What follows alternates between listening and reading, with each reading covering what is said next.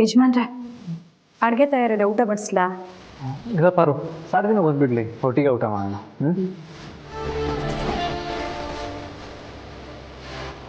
ಯಜಮಾನ್ರೆ, ಸಂಗೀತ ಅಕ್ಕೋರ್ ಗಂಡವ್ರು ಹೇಳಿದ್ರಲ್ಲ ಕೆಲಸ, ಅದ್ರ ಬಗ್ಗೆ ಏನು ಮಾಡೋಣ ಅಂತೀರಾ? ಪಾರು, ನೀನು ಸಂಗೀತ ಅವ್ರ ಮನೆಗೆ ಹೋಗಿ ಕಷಾಯ ಮಾಡ್ಕೊಟ್ಟು ಬಂದ್ಬಿಡು ಸಾಕು. ಯಾಕೆ ಯಜಮಾನ್ರೆ, ಕಾಫಿ ಅಂಗಡಿ ಕೆಲ್ಸಕ್ಕೆ ಹೋಗೋದು ಬೇಡವಾ? ಬೇಡ ಪಾರು, ನೀನು ಅಲ್ಲೆಲ್ಲೂ ಕೆಲಸ ಮಾಡೋದು ಬೇಡ. ಅಲ್ಲ ಯಜಮಾನ್ರೆ, ಅವ್ರ ಸಂಬಳ ಜಾಸ್ತಿ ಕೊಡ್ತೀನಿ ಅಂತ ಹೇಳಿದ್ದಾರೆ.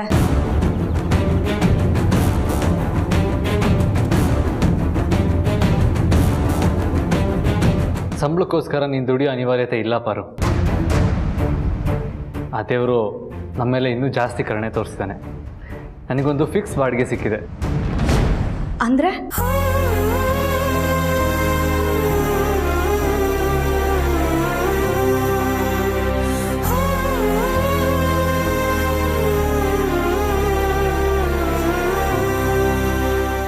5 ಮಕ್ಕಳನ್ನ 2 ಟ್ರಿಪ್ ಕರ್ಕೊಂಡೋಗಿ ಬಿಟ್ಟು ಬರ್ತೀನಿ ಅಂದರು ತಿಂಗಳಿಗೆ 20,000 ಕೊಡ್ತಾರೆ. ಆಮೇಲೆ ನಾನು ರೆಗ್ಯುಲರ್ ಬಾಡಿಗೆ ಹೊಡಿತೀನಿ. ಪಾರು, ಇನ್ನು ಕೆಲಸಕ್ಕೆ ಹೋಗಿ ಶುರು ಮಾಡಿದ್ದೆ ನನಗೆ ಆಟೋದಿಂದ ಅಷ್ಟೊಳ್ಳೆ ಸಂಪಾದನೆ ಆಗ್ತಿಲ್ಲ ಅನ್ನೋ ಕಾರಣಕ್ಕಲ್ವಾ. ಈ ತಿಂಗಳಿಂದ ರೆಗ್ಯುಲರ್ ಬಾಡಿಗೆ ಜೊತೆಗೆ 20,000 ನನಗೆ ಎಕ್ಸ್ಟ್ರಾ ಸಿಗ್ತಾ ಇದೆ. ನನ್ನ ಕಷ್ಟಕ್ಕೆ ಆ ದೇವರು ಪರಿಹಾರ ಅಂತ ಈ ಕೆಲಸ ಕೊಟ್ಟಿದ್ದಾನೆ ಅಂತ ಅಂದ್ಕೊಳ್ಳೋಣ. ಇನ್ನು ಯಾವ ಕೆಫೆಲ್ಲೂ ಕೆಲಸ ಮಾಡೋದು ಬೇಡ ಪಾರು. ಸಂಗೀತ ಮೇಡಮ್ ಕೂಡ ನಿನ್ನ ಹಾಗೆ ಬಸ್ರಿ. ಪಾಪ ಅವ್ರಿಗಿರೋ ಸಮಸ್ಯೆಗೆ ನೀನು ಮಾಡ್ಕೊಡ್ತಿರೋ ಕಷಾಯನ ಬೇರೆ ಯಾರ ಕೈಲೂ ಮಾಡ್ಕೊಡೋದಕ್ಕಾಗಲ್ಲ. ಅದೊಂದೇ ಕಾರಣಕ್ಕೆ ನೀನು ಡೈಲಿ ಅವ್ರ ಮನೆಗೆ ಹೋಗಿ ಅವ್ರಿಗೆ ಕಷಾಯ ಮಾಡ್ಕೊಟ್ಟು ಬಾ. ಅದು ಬಿಟ್ಟು ಬೇರೆ ಎಲ್ಲ ಟೈಮಲ್ಲೂ ನೀನು ಆರಾಮಾಗಿ ರೆಸ್ಟ್ ಮಾಡಬೇಕು ಪ್ಲೀಸ್. ನಿಮಗೆ ಹೊಸ ಕೆಲಸ ಸಿಕ್ಕಿದ್ದು ನನಗೆ ತುಂಬಾ ಖುಷಿಯಾಗಿದೆ ಯಜಮಾನ್ರೆ. ಹಾಗಂತ ಇವಾಗಿರೋ ಕೆಲಸ ನಾನು ಯಾಕೆ ಬಿಡಬೇಕು? ಏನು ಪಾರು, ನೀವು ಮತ್ತೆ ಅದೇ ಥರ ಮಾತಾಡ್ತಾ ಇದೆಯಲ್ಲ. ಯಜಮಾನ್ರೆ, ನಾನು ಹೇಳೋದನ್ನು ನಿಮಿಷ ಕೇಳಿ. ಈಗ ನೋಡಿ, ಅಕ್ಕ ಅವ್ರಿಗೆ ನಾನು ಬಸ್ರಿ ಅಂತ ಗೊತ್ತಾಗ್ತಿದ್ದ ಹಾಗೆ ಮನೆ ಕೆಲಸ ಮಾಡೋದು ಬೇಡ, ಬರೀ ನನಗೆ ಕಷಾಯ ಮಾಡಿಕೊಟ್ರೆ ಸಾಕು ಅಂತ ಹೇಳಿದ್ರು. ಅಂಥ ಒಳ್ಳೆ ಜನ ನಡೆಸ್ತಾ ಇರೋ ಕಾಫಿ ಅಂಗಡೀಲಿ ಮೇಲ್ವಿಚಾರಣೆ ಕೆಲಸ ಅಂದರೆ ಅಂಥ ಕಷ್ಟ ಏನೂ ಇರಲ್ಲ ಅಲ್ವಾ? ಪಾರು, ಅಷ್ಟು ಕಷ್ಟ ಆಗಲ್ಲ ಅಂದರೆ ಎಷ್ಟೋ ಕಷ್ಟ ಹಾಗೆ ಆಗುತ್ತೆ ತಾನೇ. ಆ ಕಷ್ಟನೂ ಯಾಕೆ ಪಡಬೇಕು? ಅದು ಅಲ್ಲದೆ ಇತ್ತೀಚೆಗೆ ಆ ರತ್ನಬೇಣಿಯವ್ರ ಚುಚ್ಚು ಮಾತು ಕಾಟ ಏನೂ ಇಲ್ಲ ಅಲ್ವಾ? ಅವ್ರ ಕಾಟ ಚುಚ್ಚು ಮಾತು ಇಲ್ಲ ಅಂತಂದರೆ ಅವ್ರಿಗೆ ಯಾವ ಹೊಸ ವಿಷಯನೂ ಸಿಕ್ಕಿಲ್ಲ ಅಂತ. ನಮ್ಮ ಪರಿಸ್ಥಿತಿ ಸುಧಾರಿಸ್ತು ಅಂತ ಅಲ್ಲ ಯಜಮಾನ್ರೆ. ಆದರೆ ಇವಾಗ ಸಿಕ್ಕಿರೋ ಹೊಸ ಫಿಕ್ಸ್ ಬಾಡಿಗೆಯಿಂದ ಖಂಡಿತ ನಮ್ಮ ಪರಿಸ್ಥಿತಿ ಸುಧಾರಿಸುತ್ತಲ್ವಾ ಪಾರು? ಸಾಲದು ಯಜಮಾನ್ರೆ. ಈಗೇನೋ ಸ್ಕೂಲ್ ಇದೆ, ಸಂಪಾದನೆ ಇರುತ್ತೆ. ಮಧ್ಯದಲ್ಲಿ ಬೇಸಿಗೆ ರಜಾ, ಆ ರಜಾ, ಈ ರಜಾ ಅಂತ ತಿಂಗಳಾನ್ಗಟ್ಲೆ ರಜಾ ಇರುತ್ತೆ. ಆಗ 20,000 ಸಂಪಾದನೆ ನಿಲ್ಲುತ್ತಲ್ವಾ? ಆ ಸಮಯದಲ್ಲಿ ನಾವು 2 ಹೆಜ್ಜೆ ಮುಂದಕ್ಕೆ ಹೋದವರು ಮತ್ತೆ ಹಿಂದೆ ಬಂದು ನಿಲ್ತೀವಿ ತಾನೆ.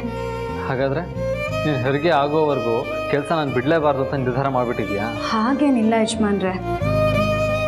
ನನಗೂ ನನ್ನ ಹೊಟ್ಟೆಲಿರೋ ಕನ್ನಮ್ಮನ ಬಗ್ಗೆ ಕಾಳಜಿ ಇದೆ. ಆದರೆ ಯೋಗಕ್ಷೇಮಕ್ಕೆ ನಾನು ವಿಶ್ರಾಂತಿ ತಗೋಬೇಕು ಅಂತ ನನಗೂ ಗೊತ್ತಿದೆ. ಆದರೆ ಇವಾಗಲ್ಲ. ನಿಮ್ಮ 1 ಆಟೋ 2 ಆದರೂ ಆಗಲಿ, ಆವಾಗ ನಾನು ಅದ್ರ ಬಗ್ಗೆ ಯೋಚನೆ ಮಾಡ್ತೀನಿ. ಇದಕ್ಕೆ ನಾನು ಒಪ್ಪಲ್ಲ ಯಜಮಾನ್ರೆ, ದಯವಿಟ್ಟು ಒಪ್ಕೊಳ್ಳಿ ಯಜಮಾನ್ರೆ. ನಾನು ಮುದ್ದು ಯಜಮಾನ್ರಲ್ವಾ? ಒಪ್ಕೊಳ್ಳಿ ಯಜಮಾನ್ರೆ. ಈ ಥರದ್ದು ಏನೋ ನೈಸಾಗಿ ಮಾತಾಡಿ ನನ್ನ ಬಾಯಿ ಮುಚ್ಚಿಸ್ಬಿಡ್ತೀಯ. ಸರಿ, ಆದರೆ ನಾನು ದೇವ್ರ ಹತ್ರ ಕೇಳ್ಕೊತೀನಿ, ಬಂದಿರೋ ಆಟೋ 2 ಆಗಲಿ ಅಂತ. ಆಮೇಲಾದರೂ ನಿನ್ನ ಕೆಲಸ ಬಿಡಲೇಬೇಕು. ಸರಿ ಯಜಮಾನ್ರೆ, ಈ ವಿಷಯನ ನೀವೇ ಅಕ್ಕೋರ್ ಗಂಡಂಗೆ ಹೇಳಿಬಿಡಿ. ನಾನು ಈ ವಿಷಯನ ಮೊದಲು ಜನನಿಗೆ ತಿಳಿಸ್ತೀನಿ.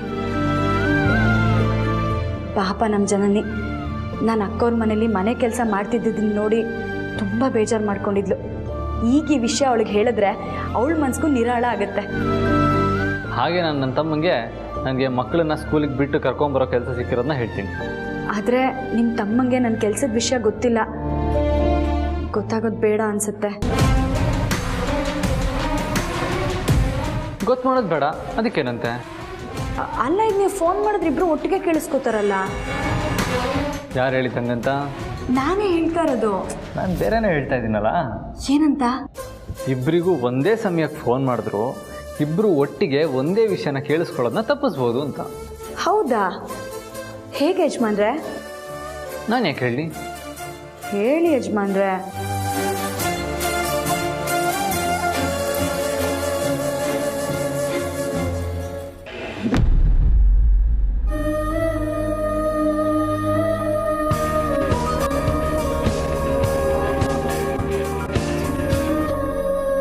ಹಲೋ ಪ್ರೀತು, ಎಲ್ಲಿದ್ಯಾ? ಮನೆಯಲ್ಲಿ. ಮನೇಲಿ ಎಲ್ಲಿದ್ಯಾ? ನಾನು ಹೇಳೋದಕ್ಕೆ ಅಂತ ಮಾತ್ರ ಆನ್ಸರ್ ಮಾಡು. ಹಾಂ, ಚನ್ನಿ ಜೊತೆಲಿದ್ದಾಳಾ? ಹಾಗಾದರೆ ನೀನೊಬ್ಬನೇ ರೂಮಿಂದ ಹೊರಗಡೆ ಬಾ, ನಿನ್ನ ಹತ್ರ ಏನೋ ಹೇಳಬೇಕು. ಜನನಿ ಆಫೀಸ್ಗೆ ಹೋಲು, ಒಂದು ನಿಮಿಷ ಬಂದೆ. ಇವಾಗ ನಿಮ್ಮ ರೂಟ್ ಕ್ಲಿಯರ್ ಆಗಿದೆ ಮೇಡಮ್, ನೀವು ಮಾತಾಡ್ಕೊಳ್ಳಿ.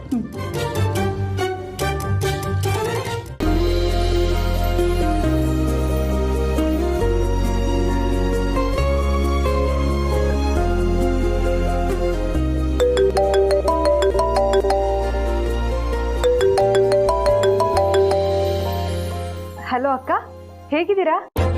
ನಾನು ಚೆನ್ನಾಗಿದ್ದೀನಿ, ನೀನು ಹೇಗಿದ್ದೀಯಾ? ಗಣಪತಿ ಥರ ಗುಂಡು ಗುಂಡಾಗಿದ್ದೀನಿ. ನಾನು ನಿನ್ನ ಹತ್ರ ಒಂದು ಮುಖ್ಯವಾದ ವಿಷಯ ಹಂಚ್ಕೋಬೇಕಿತ್ತು, ಅದಕ್ಕೆ ಫೋನ್ ಮಾಡಿದೆ. ಏನಕ್ಕ ಅದು? ಇಷ್ಟು ದಿವಸ ಸಂಗೀತ ಅಕ್ಕೋರ್ಗೆ ನಾನು ಬಸ್ರಿ ಅನ್ನೋ ವಿಷಯ ಗೊತ್ತೇ ಇರಲಿಲ್ಲ ಅಲ್ವಾ? ಹೌದು, ನಾನು ಬಂದಾಗಲೇ ನೋಡಿದ್ನಲ್ಲ, ಅವರು ನಿಮ್ಮ ಬಸ್ರಿ ಹೊಟ್ಟೆಗೆ ಬೇರೆ ಅರ್ಥನೇ ಕೊಟ್ಟಿದ್ರು. ನನಗಂತೂ ಸಖತ್ ಬೇಜಾರಾಗಿತ್ತು. ನನಗೂ ಅಷ್ಟೇ ಬೇಜಾರಾಗಿತ್ತು ಜನನಿ. ಯಾವ ತಾಯಿ ತಾನೇ ತನ್ನ ಹೊಟ್ಟೆಲಿರೋ ಮಗುನ ಬಚ್ಚಿಡೋದಕ್ಕೆ ಪ್ರಯತ್ನ ಪಡ್ತಾಳೆ ಹೇಳು? ನನ್ನ ಅಸಹಾಯಕತೆ ನನ್ನ ಬಾಯಿನ ಕಟ್ಟಿ ಹಾಕಿತ್ತು. ಆದರೆ ಇವತ್ತು ಅಕ್ಕವ್ರಿಗೆ ನಾನು ಗರ್ಭಿಣಿ ಅನ್ನೋದು ಗೊತ್ತಾಯ್ತು. ಹೌದಾ? ಹೇಗೆ?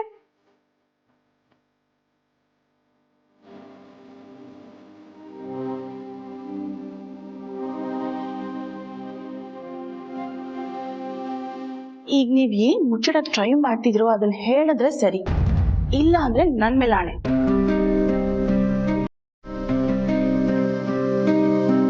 ನಾನು ಕೂಡ ಬಸ್ರಿ. ನಾಳೆಯಿಂದ ನನಗೆ ಅಕ್ಕೋರು ಕೆಲ್ಸಕ್ಕೆ ಬರೋದು ಬೇಡ ಅಂದ್ರು. ಆದರೆ ಅವ್ರನ್ನ ನೋಡ್ಕೊಳ್ಳೋ ಕೆಲಸ ಒಪ್ಸಿದ್ದಾರೆ. ಅಷ್ಟೇ ಅಲ್ಲ ಜನನಿ, ಅಕ್ಕವ್ರದ್ದು ಒಂದು ಕಾಫಿ ಅಂಗಡಿ ಇದೆಯಂತೆ, ಅಲ್ಲಿಗೆ ನನ್ನನ್ನು ಕೆಲ್ಸಕ್ಕೆ ಬರೋದಕ್ಕೆ ಅಂತ ಹೇಳಿದ್ದಾರೆ. ಹೌದಾ? ಒಟ್ನಲ್ಲಿ ನಿಮಗೆ ಬಿಡುವೆ ಇಲ್ದಂಗೆ ಆಯ್ತಲ್ವಾ? ಆದರೂ ನೀವು ಬಸ್ರಿ ಹೆಂಗಸು, ಎದ್ದು ಬಗ್ಗೆ ಎಲ್ಲ ಕೆಲಸ ಮಾಡೋದಕ್ಕಿಂತ ಇವಾಗ ಸಿಕ್ಕಿರೋ ಕೆಲಸ ಬೆಟರ್ ಅನ್ಸುತ್ತಲ್ವಾ? ನನಗಂತೂ ಇದನ್ನ ಕೇಳಿ ತುಂಬ ಖುಷಿ ಆಗ್ತಿದೆ ಅಕ್ಕ. ಒಂದು ಅಪಾರ್ಟ್ಮೆಂಟ್ ಮಕ್ಕಳನ್ನ ಬೆಳಿಗ್ಗೆ ಸ್ಕೂಲಿಗೆ ಕರ್ಕೊಂಡೋಗಿ ಸಂಜೆ ಸ್ಕೂಲಿಂದ ವಾಪಸ್ ಕರ್ಕೊಂಬರೋ ಒಂದು ಫಿಕ್ಸ್ ಬಾಡಿಗೆ ಸಿಕ್ಕಿತ್ತು. ಒಳ್ಳೆ ಪ್ಯಾಕೇಜೇ ಆಫರ್ ಮಾಡಿದ್ದಾರೆ ಆ್ಯಕ್ಚುಲಿ. ಎಂಥ ಒಳ್ಳೆ ವಿಷಯ ಹೇಳಿದೆವ್ರು, ಕಂಗ್ರ್ಯಾಚುಲೇಷನ್ಸ್. ಕಂಗ್ರಾಟ್ಸ್ ಅಕ್ಕ. ಥ್ಯಾಂಕ್ಸ್ ಬಿಟ್ಟು. ತುಂಬ ಹೃದಯದ ಧನ್ಯವಾದಗಳು. ಈ ವಿಷಯನ ನೀನು ನನ್ನ ಜನನಿ ಮುಂದೆ ಇದ್ದಾಗ ಹೇಳ್ಬೋದಾಗಿತ್ತಲ್ಲ. ಏನೋ ಅವ್ರ ವಿಷಯ ಗೊತ್ತಾಗ್ಬಾರ್ದು ಅಂತ ನಾನು ಹೊರಗಡೆ ಕರೆದೆ.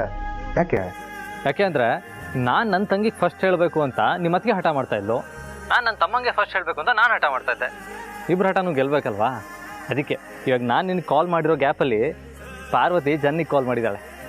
ಓಹೋ, ಐಡಿಯಾ ಸೂಪರ್ ಆಗಿದೆ ಬ್ರೋ, ಕೇಳಿ ಸಖತ್ ಖುಷಿ ಆಯಿತು ಬ್ರೋ. ಹಾಗೆ ಪಾರ್ಟಿನೂ ಕೊಡಿಸ್ಬೇಕು, ಓಕೆನಾ? ನೀನು ಹೇಳಿದ ಕಡೆ. ಓಕೆ ಬ್ರೋ, ಬಾಯ್. ಓಕೆ ಪ್ರೀತು, ಬಾಯ್, ಗುಡ್ ನೈಟ್.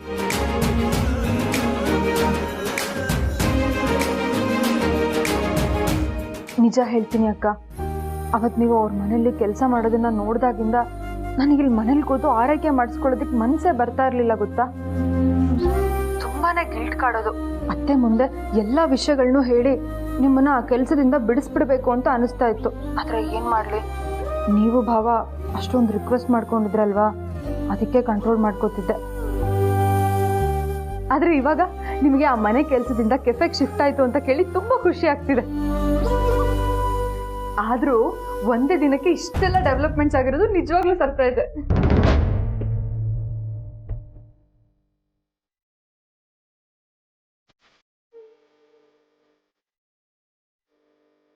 ನನಗೂ ಅಷ್ಟೆ, ದುಃಖ ಕೊಟ್ಟ ದೇವರು ಅದನ್ನ ಮರ್ಸೋದಕ್ಕೆ ಈ ಸಂತೋಷ ಕೊಟ್ಟ ಅಂತ ಅನಿಸ್ತಾ ಇದೆ. ಯಾವ ಸಂತೋಷದ ಬಗ್ಗೆ ಮಾತಾಡ್ತಿದ್ದಾಳೆ ನನ್ನ ಮಗಳು?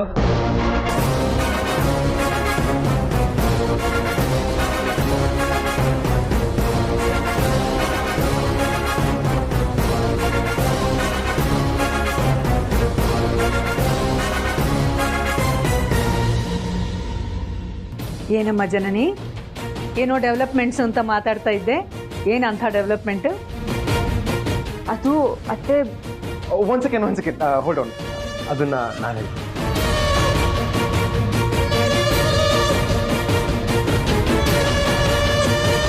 ಅಪ್ಪ ಅದು ನಾನು ಹೇಳ್ತೀನಿ ಸಾರ್ಥಿ.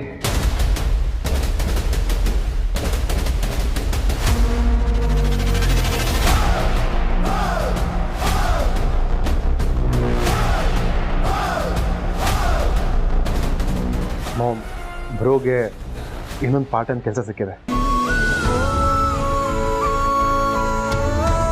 ಆದ್ರೆ ಈ ವಿಷಯ ನನಗೆ ಅಕ್ಕ ಹೇಳಲೇ ಇಲ್ವಲ್ಲ. ಹೇಳಕ್ ಹೋದ್ರು ಅನ್ಸುತ್ತೆ, ಅಷ್ಟರಲ್ಲಿ ಅತ್ತೆ ಬಂದ್ರು ಅಂತ ಸುಮ್ಮನಾಗಿರ್ತಾರೆ. ಇನ್ನೊಂದು ಕೆಲಸನ ಅಂದರೆ ಬ್ರೋಗೆ ಸ್ಕೂಲ್ ಮಕ್ಕಳನ್ನ ಡ್ರಾಪ್ ಮಾಡೋ ಪಿಕಪ್ ಮಾಡೋ ಕೆಲಸ ಸಿಕ್ಕಿದೆ ಅಂತೆ. ಒಳ್ಳೆ ಪ್ಯಾಕೇಜ್ ಮಾತಾಡ್ಕೊಂಡಿದ್ದಾರಂತೆ.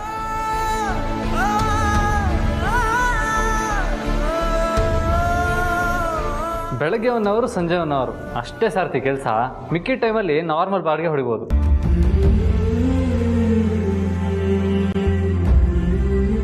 ಅದನ್ನ ಹೇಳಕ್ಕೆ ಅಂತ ಬ್ರೋ ನನಗೆ ಕಾಲ್ ಮಾಡಿದ್ದು. ಅದೇ ವಿಷಯನ ಅದಕ್ಕೆ ಜನನಿಗೆ ಹೇಳಬೇಕು ಅಂತ ಕಾಲ್ ಮಾಡಿದ್ದಾರೆ. ಅಲೋ ಜನನಿ. ಹಾ ಹೌದು, ನಾನು ಜನನಿಗೆ ಇದನ್ನೇ ಫೋನ್ ಮಾಡಿ ಹೇಳ್ತಾ ಇದ್ನಪ್ಪ.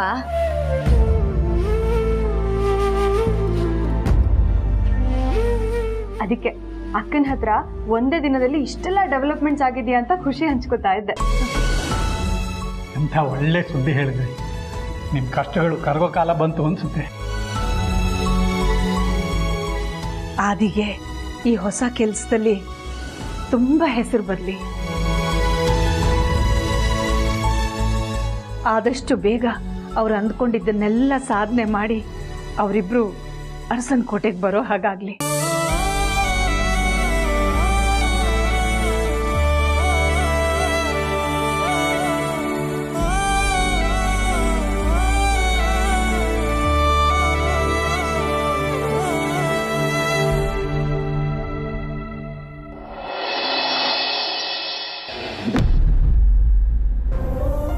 Hold on. ಪ್ರೀತು, ಏನ್ ಬ್ರೋ, ಇವತ್ತಿಂದ ಸ್ಕೂಲ್ ಮಕ್ಕಳನ್ನ ಬಿಡೋ ಕೆಲಸ ಶುರುನಾ? ಹೌದು ಪ್ರೀತು. ಬ್ರೋ, ಅಪಾರ್ಟ್ಮೆಂಟ್ಸ್ ಅಲ್ಲಿ ಜಾಸ್ತಿ ಮಕ್ಕಳಿದಾರಂತಲ್ವಾ? ಆ ಎಲ್ಲ ಮಕ್ಕಳನ್ನ ಈ ಒಂದೇ ಆಟೋದಲ್ಲಿ ಬಿಟ್ಟು ಬರಕ್ಕಂತೂ ಆಗಲ್ಲ ಅಲ್ವಾ? ಹೌದು ಪ್ರೀತು, ಬೇರೆ ಮಕ್ಕಳಿಗೆಲ್ಲ ಅವ್ರೇನೋ ಬೇರೆ ವ್ಯವಸ್ಥೆ ಮಾಡ್ತೀನಿ ಅಂತ ಹೇಳಿದ್ದಾರೆ. ಆ ವ್ಯವಸ್ಥೆನ ನೀನು ಯಾಕೆ ಮಾಡಬಾರ್ದು?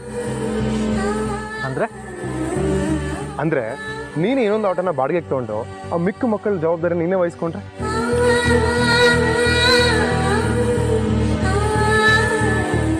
ಸಂಪಾದನೆನೂ ಡಬಲ್ ಆಗುತ್ತೆ, ಬೇಗ ಬೆಳಿಬೋದು, ಬೇಗ ಮತ್ತೆ ಮನೆಗೆ ವಾಪಸ್ ಬರ್ಬೋದಲ್ಲ ಬ್ರೋ?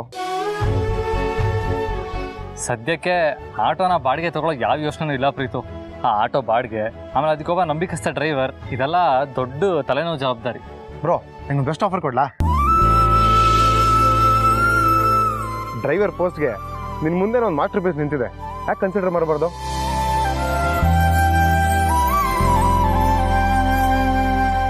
ಬಯೋಡೇಟಾ ಇಲ್ಲೇ ಹೇಳ್ಬಿಡ್ತೀನಿ, ಇಂಟರ್ವ್ಯೂ ಬೇಕಾದ್ರೆ ಇಲ್ಲೇ ಕೊಟ್ಬಿಡ್ತೀನಿ. ಹೆಸರು ಪ್ರೀತಮ್ ಅರಸನ್ ಕೋಟೆ, ವಯಸ್ಸು ನಿನ್ಕಿಂತ 3 ವರ್ಷ ಚಿಕ್ಕವನು, ಡ್ರೈವಿಂಗ್ ಅಲ್ಲಿ ಗುರು ನನ್ ಬ್ರೋ ಅಂದ್ರೆ ನೀನೆ. ನನಗೆ ಸಂಬಳ ಅಷ್ಟಿಷ್ಟೊಂದು ಬೇಕಾಗಿಲ್ಲ, ಏನ್ ಕೊಟ್ರು ಓಕೆ. ಓ ಸಾಕು ಸಾಕು ಸಾಕು ಪ್ರೀತು.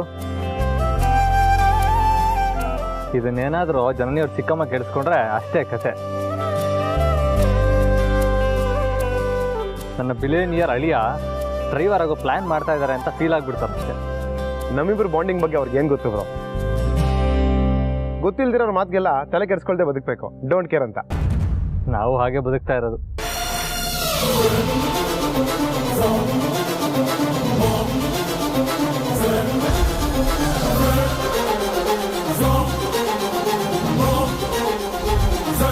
ಅಂದ್ರೆ ಜನನಿಯವ್ರ ಚಿಕ್ಕಮ್ಮ ನೀವಿಬ್ರಿಗೂ ಹರ್ಟ್ ಆಗೋತಾರೆ ಏನೋ ಮಾತಾಡಿದ್ರ? ಅಯ್ಯೋ, ಆ ಥರ ಎಲ್ಲ ಏನೂ ಇಲ್ಲ. ಮತ್ತೆ ನಾವು ಬದುಕ್ತಿರೋದೇ ಹಾಗೆ ಅಂತಂದ್ರಿ? ಅಂದ್ರೆ ನಮ್ಮ ಬಗ್ಗೆ ಗೊತ್ತಿಲ್ಲದೆ ಇರೋರು ನಮ್ಮ ಬಗ್ಗೆ 100 ಥರ ಮಾತಾಡ್ತಾರೆ. ನಾವು ಅದ್ರ ಬಗ್ಗೆ ಎಲ್ಲ ತಲೆ ಕೆಡಿಸ್ಕೊಳ್ದೆ ನಮ್ಮ ಪಾಡಿಗೆ ನಾವು ಬದುಕಬೇಕು ಅಂತ ಹೇಳಿದ್ರು. ಹೌದು ಪ್ರೀತು, ನಾನು ಅಷ್ಟೇ ಹಾಗೆ ಜನರಲ್ ಆಗಿ ಹೇಳಿದ್ದು. ಹಾಗಾದ್ರೆ ಸರಿ. ಏನಿದೆ, once again congratulations bro. Thanks Preethu. Congrats ಅದಕ್ಕೆ.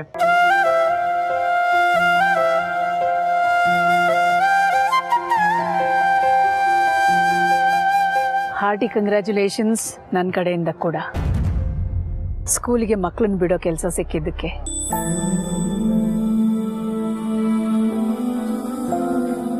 ಆದಿ, ಪಾರ್ವತಿ ನಿನ್ನ ಜೀವನದ ಲಕ್ಕಿ ಸ್ಟಾರ್.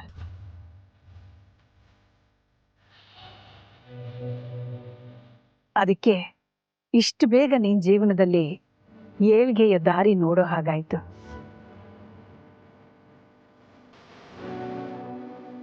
ಪಾರ್ವತಿ, ದೇವಸ್ಥಾನಕ್ಕೆ ಹೊರಟಿಯಮ್ಮ?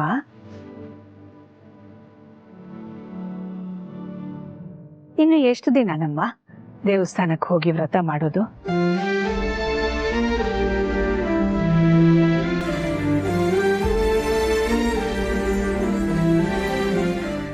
ಇಷ್ಟು ದಿನ ನೀನು ಸೇವೆ ಮಾಡಿದ್ರ ಫಲನೇ ಅನ್ಸುತ್ತೆ ಆದಿಗೆ ಇಷ್ಟು ಬೇಗ ಯಶಸ್ಸು ಸಿಗ್ತಾ ಇರೋದು.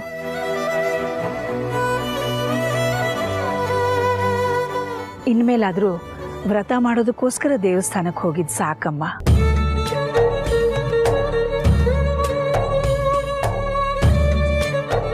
ತುಂಬಿದ ಬಸ್ರಿ, ಹೆರಿಗೆ ದಿನ ಹತ್ರ ಬರ್ತಾ ಇದೆ. ಸ್ವಲ್ಪ ವಿಶ್ರಾಂತಿ ತಗೊಮ್ಮ.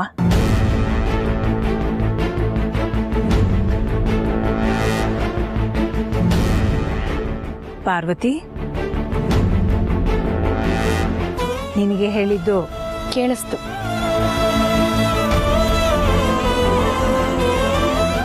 ನಾನು ವಿಶ್ರಾಂತಿ ತಗೊಳ್ಳೋ ಸಮಯ ಇನ್ನೂ ಬಂದಿಲ್ಲ.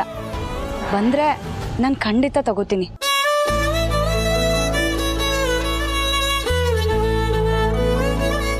ನಾನು ಬಸ್ರಿ ಅಂತ ನನಗೂ ಗೊತ್ತು.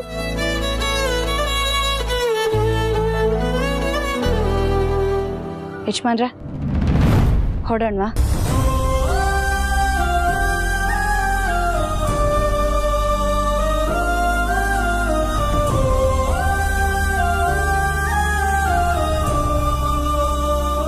ಅದಕ್ಕೆ ಮಾತಿಗೆ ಬೇಜಾರಾಗಬೇಡಿ. ಛೇ ಇಲ್ಲಪ್ಪ, ಇದರಲ್ಲಿ ಬೇಜಾರು ಮಾಡ್ಕೊಳ್ಳೋ ಅಂಥದ್ದು ಏನಿದೆ? ಇಷ್ಟಕ್ಕೂ ಅವಳು ಹೇಳಿದ್ರಲ್ಲಿ ತಪ್ಪೇನಿದೆ? ಅವಳಿಗೂ ಗೊತ್ತಲ್ವಾ ಅವಳು ವಿಶ್ರಾಂತಿ ತಗೋಬೇಕು ಅಂತ. ಪ್ರೆಗ್ನೆನ್ಸಿಯಲ್ಲಿ ಸ್ವಲ್ಪ ಮೂಡ್ ಸ್ವಿಂಗ್ಸ್ ಜಾಸ್ತಿ ಇರುತ್ತೆ, ಅದು ನನಗೂ ಗೊತ್ತು ತಾನೆ.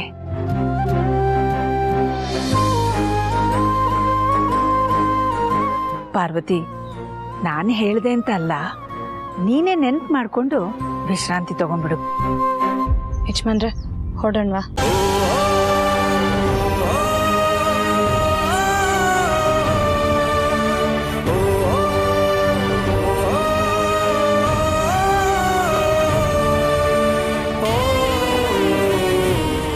ಮಾಮ್, ಹಾಗೆ ಒಂದು ವಿಷಯ, ನೀವು ನಂಗೊಂದು ಕೆಲಸ ಒಪ್ಸಿದ್ರಲ್ಲ, ಬಸ್ರಿ ಹೆಂಗಸರು ಹೆಲ್ತ್ ಇಂಪ್ರೂವ್ ಮಾಡೋಕ್ಕೆ ಒಂದು ಔಷಧಿ ತಯಾರು ಮಾಡಬೇಕು ಅಂತ. ಅದ್ರ ಸಂಬಂಧಪಟ್ಟ ಹಾಗೆ ನಾಟಿ ವೈದ್ಯರ ಬಗ್ಗೆ, ಕೆಲವು ಡಾಕ್ಟರ್ಸ್ ಬಗ್ಗೆ ಡೀಟೇಲ್ಸ್ ಕಲೆ ಹಾಕಿದ್ದೇನೆ. ಅವ್ರ ಜೊತೆ ಎಲ್ಲ ಒಂದು ರೌಂಡ್ ಮಾತುಕತೆನೇ ಆಗಿದೆ. ಆದರೆ ಒಬ್ಬರು ಮಾತ್ರ ಡೌಟಲ್ಲಿದ್ದಾರೆ.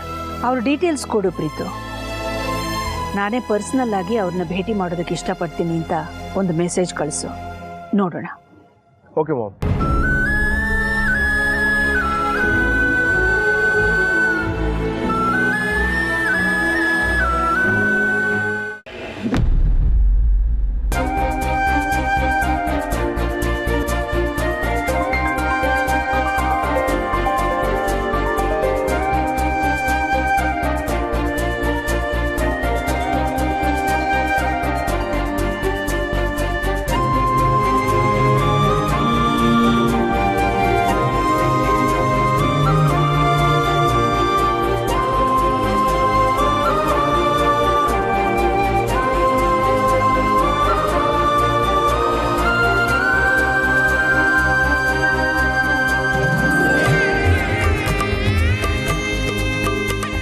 ಯಜಮಾನ್ರೆ, ಏನ್ ಪಾರು? ನನಗೆ ಅರ್ಸನ್ ಕೋಟೆ ಬಿಟ್ರೆ ಸಂಗೀತಾ ಮೇಡಮ್ ಮನೆ ಅಷ್ಟೇ ಪರಿಚಯ ಇದ್ದಿದ್ದು. ಈಗ ಈ ದೊಡ್ಡ ಜಾಗದಲ್ಲಿ ಮೇಲ್ವಿಚಾರಣೆ ಕೆಲಸ ನಿಭಾಯಿಸೋಕ್ಕಾಗುತ್ತೆ ಅಂತೀರಾ? ಸಾರು, ಒಂದು ಇಡೀ ಕುಟುಂಬನ ಅಚ್ಚುಕಟ್ಟಾಗಿ ನೋಡ್ಕೊಳ್ಳೋ ಹೆಣ್ಮಕ್ಳಿಗೆ ಈ ಕೆಫೆ ನಿಭಾಯಿಸೋದು ಕಷ್ಟ ಆಗುತ್ತಾ? ಖಂಡಿತ ಆಗಲ್ಲ. ಒಂದು ಹೆಣ್ಮಗು ಧೈರ್ಯ ಮಾಡಿದ್ರೆ ಇಡೀ ದೇಶನೇ ನಡೆಸ್ತಾಳೆ. ಅಂಥದ್ರಲ್ಲಿ ಇದು ಕಷ್ಟ ಆಗುತ್ತಾ? ಏನು ತಲೆ ಕೆಡಿಸ್ಕೊಂಬೇಡ. ಧೈರ್ಯ ಹೇಳೋದನ್ನ ನಿಮ್ಮಿಂದ ಕಲಿಬೇಕು, ಕುಟುಂಬ ನಿಭಾಯಿಸೋದನ್ನ ನಿನ್ನಿಂದ ಕಲಿಬೇಕು. ಸರಿ ಪಾರು, ನಾನಿನ್ ಹೊರಡ್ತೀನಿ. ಹಲೋ, ಗುಡ್ ಮಾರ್ನಿಂಗ್ ಆದಿತ್ಯ ಅವರೇ. ನಮಸ್ಕಾರ ಪಾರ್ವತಿ ಅವರೇ. ನಮಸ್ತೆ. ಸಂಗೀತ ಫೋನ್ ಮಾಡಿದ್ಲು. ನೀವು ನಮ್ಮ ಮನೆಗೆ ಹೋಗಿ ಅವಳಿಗೆ ಕಷಾಯ ಮಾಡಿಕೊಟ್ಟು ಅವಳ ಕಷಾಯನ ಪೂರ್ತಿ ಕುಡಿಯೋವರೆಗೂ ನೀವು ಅಲ್ಲೇ ಇದ್ರಂತೆ. ನಿಮ್ಮನ್ನ ಹಾಡಿ ಹೊಗಳುತ್ತಾ ಇದ್ಲು. ಮತ್ತೆ ನಮ್ಮ ಅಕ್ಕ ಅವರು ಅವ್ರ ಹೊಟ್ಟೆಲಿರೋ ಮಗು ಜವಾಬ್ದಾರಿ ವಹಿಸ್ಕೊಳ್ಳೋದು ಅಂದ್ರೆ ಏನ್ ಸುಮ್ನೆನಾ? ಅವ್ರನ್ನ ಕಣ್ಣಿನ ರೆಪ್ಪೆ ತರ ನೋಡ್ಕೊಳ್ಳೋದು ನನ್ ಜವಾಬ್ದಾರಿ ತಾನೆ. 2 ಸಲ ಅವ್ರ ಮಗು ಕಳ್ಕೊಂಡೆ ಅಂತ ಹೇಳೋದು ಈ ಸಲ ಕೊನೆ ಆಗ್ಬೇಕು. 3ನೇ ಸಲ ಅವ್ರ ಬಾಯಲ್ಲಿ ಆ ಮಾತೇ ಬರಬಾರ್ದು. ಅದಕ್ಕೆ ನನ್ನ ಕೈಯಲ್ಲಿ ಎಷ್ಟು ಸಾಧ್ಯನೋ ಅಷ್ಟು ಪ್ರಾಮಾಣಿಕವಾಗಿ ಪ್ರಯತ್ನ ಪಡ್ತೀನಿ. ಮಿಕ್ಕಿದ್ದು ಆ ದೇವ್ರ ದಯೆ. ಸರಿ ಸರ್, ನಾನೇನು ಹೊರಡ್ತೀನಿ. ಅರೆ, ಫಸ್ಟ್ ಟೈಮ್ ನಮ್ ಕೆಫೆಗೆ ಬಂದಿದ್ದೀರಾ. ಕಾಫಿ ಕುಡಿದು ಹೇಗೆ ಹೋಗ್ತೀರಾ? ಪ್ಲೀಸ್ ಬನ್ನಿ. ಸಾರಿ, ಈಗಲೇ ಲೇಟ್ ಆಗಿದೆ. ಹೇಗಿದ್ರು ಪಾರನ್ನ ವಾಪಸ್ ಕರ್ಕೊಂಡು ಹೋಗಿ ಬರ್ತೀನಲ್ಲ, ಅವಾಗ ಖಂಡಿತ ಕುಡಿತೀನಿ. ಸರಿ, ಆದ್ರೆ ಒಂದ್ ವಿಷಯ, ಇನ್ಮೇಲೆ ನೀವು ನಿಮ್ ಹೆಂಡತಿನ ನೋಡೋದಕ್ಕೆ ನೀವು ಕದ್ದು ಮುಚ್ಚಿ ಬರೋ ಅಗತ್ಯ ಇಲ್ಲ. ರಾಜಾರೋಷವಾಗೇ ಬರ್ಬೋದು. ಸರಿ ಸರ್. ಪಾರು, ಮಧ್ಯಾಹ್ನ ಟೈಮ್ ಸರಿಯಾಗಿ ಊಟ ಮಾಡು. ಹುಷಾರು. ಸರಿ ಯಜಮಾನ, ನೀವು ಅಷ್ಟೇ. ಸರಿ, ಅಲ್ಲ